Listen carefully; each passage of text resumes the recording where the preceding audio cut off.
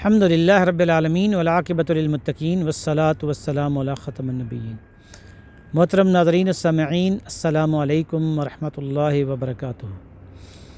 اللہ سبحانہ و تعالیٰ کی ذات رحمان و رحیم بھی ہے اور وہ بڑا حکیم بھی ہے، وائز بھی ہے، اور اس کی وزڈم اور اس کی حکمت وہ بہت ہی جامع ہے۔ اللہ سبحانہ و تعالیٰ نے جو احکامات اتارے خاص طور پر قرآن پاک میں، اس میں ایک تدریج تھی کہ پہلے آسان احکامات دیے گئے، پھر آہستہ آہستہ ان کو مشکل کیا گیا۔ اس پر بھی بنی اسرائیل نے اعتراض کیا، اور پھر اس بات پر بھی اعتراض کیا کہ جو پچھلی کتابیں ہیں تورات وغیرہ، ان کی موجودگی میں کیا ضرورت تھی پھر قرآن کے نازل ہونے کی۔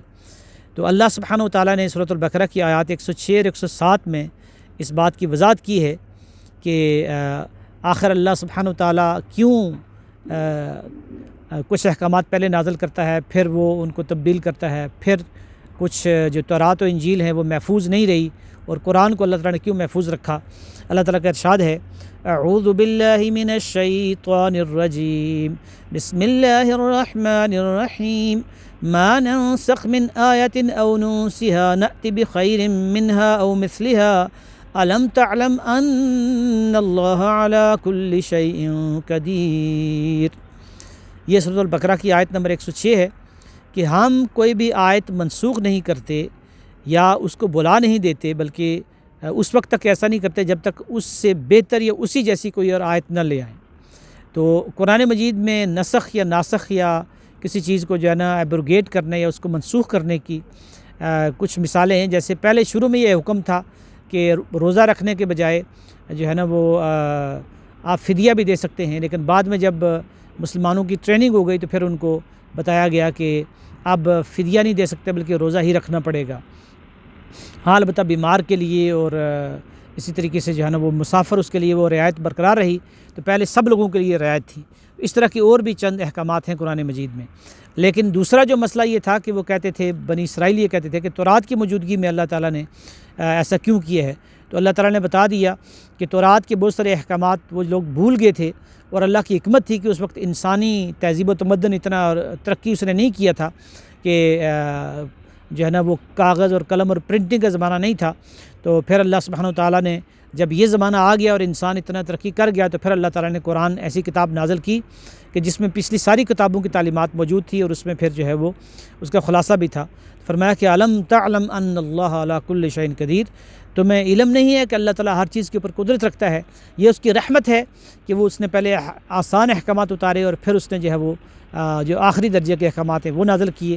اور پھر یہ بھی اس کی بہت بڑی حکمت اور وزڈم ہے کہ اس نے پہلے تورات اور انجیل عطا کی جو اس زمانے کے لیے سوٹیبل تھی، اور پھر جب انسانی تہذیب اور سویلائزیشن چیزوں کو پریزرو کرنے کی اور ان کو پھیلانے کی ایک ٹیکنالوجی انسانوں کے پاس آ گئی، تو پھر اللہ تعالیٰ نے قرآن نازل کر دیا، جس کی حفاظت کا اللہ تعالیٰ نے خود ذمہ لے لیا۔ اسی لیے فرمایا آیت نمبر 107 میں، سورۃ البقرہ کی آیت نمبر 107 میں فرما دیا، الم تعلم ان اللہ لہ ملک السماوات والارض، کیا تمہیں علم نہیں ہے، کیا تم جانتے نہیں ہو کہ آسمانوں اور زمین کی بادشاہی اللہ تعالیٰ کی ہے۔ تو جس طرح ایک بادشاہ، ایک حکمران جو مطلق العنان ہوتا ہے، جو ساورن ہوتا ہے، جو مختار کل ہوتا ہے، وہ جب مناسب سمجھتا ہے ایک حکم دیتا ہے، ایک آرڈیننس جاری کرتا ہے، اور ایک قانون اور لا دیتا ہے، اور جب دیکھتا ہے کہ اب یہ قانون یا آرڈیننس یا لا اب اپلیکیبل نہیں رہا، اب زمانہ بدل گیا ہے، سوسائٹی بدل گئی ہے، تو وہ نیا قانون جاری کر دیتا ہے۔ تو یہ انسانی تہذیب ایسے ہی آگے بڑھتی ہے۔ اسی طرح جو اللہ ہے، الم تعلم ان اللہ لہ ملک السماوات والارض، آسمانوں اور زمین کی بادشاہی اور اقتدار اللہ رب العالمین کے ہاتھ میں ہے۔ وما لکم من دون اللہ من ولی ولا نصیر، تو اللہ کے سوا تمہارا کوئی نہ حامی ہے، نہ مددگار ہے، نہ سرپرست ہے، نہ کارساز ہے، نہ ہدایت دینے والا ہے، نہ گائیڈ ہے، نہ رہبر ہے، نہ رہنما ہے، نہ قانون ساز ہے۔ تو وہ اللہ، اس نے تمہیں یہ سارا کچھ عطا کیا ہے۔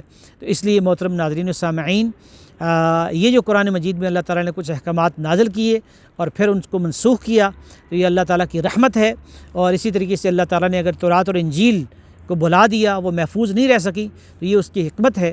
اور اللہ تعالیٰ نے قرآن کو محفوظ کر دیا، انا نحن نزلنا الذکر وانا لہ لحافظون۔ سورہ الحجر میں فرمایا کہ ہم نے ہی اس قرآن کو نازل کیا اور ہم اس کی حفاظت کرنے والے ہیں۔